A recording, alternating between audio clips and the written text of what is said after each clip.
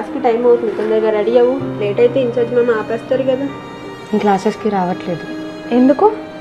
నేను చదువు మానేద్దాం అనుకుంటున్నాను. నీకేమైనా పిచ్చి పట్టిందా? ఎందుకు ఇలా మాట్లాడుతున్నావు? అప్పుడు మొన్న ఇచ్చిన గ్రాండ్ యావరేజ్ మార్క్స్ నాకు చాలా తక్కువ వచ్చాయి, అందుకే చదువు మానేద్దాం అనుకుంటున్నాను.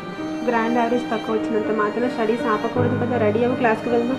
గ్రాండ్ యావరేజే కాదు, దగ్గరలో pre final exams, final exams కూడా ఉన్నాయి.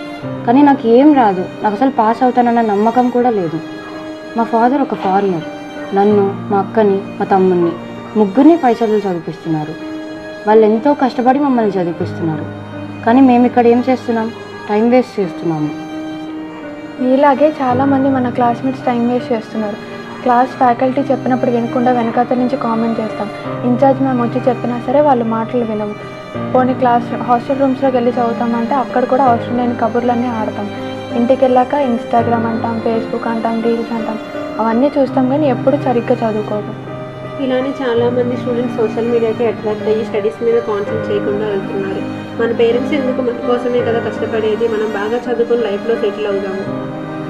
ఇప్పుడే కాదు, మనం క్లాసెస్ నుంచి పైకి రూమ్స్లోకి వచ్చాక కూడా ఎప్పుడూ మెస్ బాగాలేదు, ఆ వంకలు ఈ వంకలు అన్నీ చేస్తాము.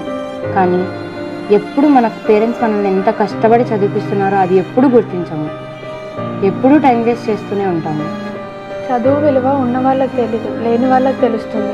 మా అమ్మ చిన్నప్పుడు చదువుకుంటానంటే వాళ్ళ తల్లిదండ్రులు అవసరం లేదని చిన్న వయసులోనే పెళ్లి చేశారు.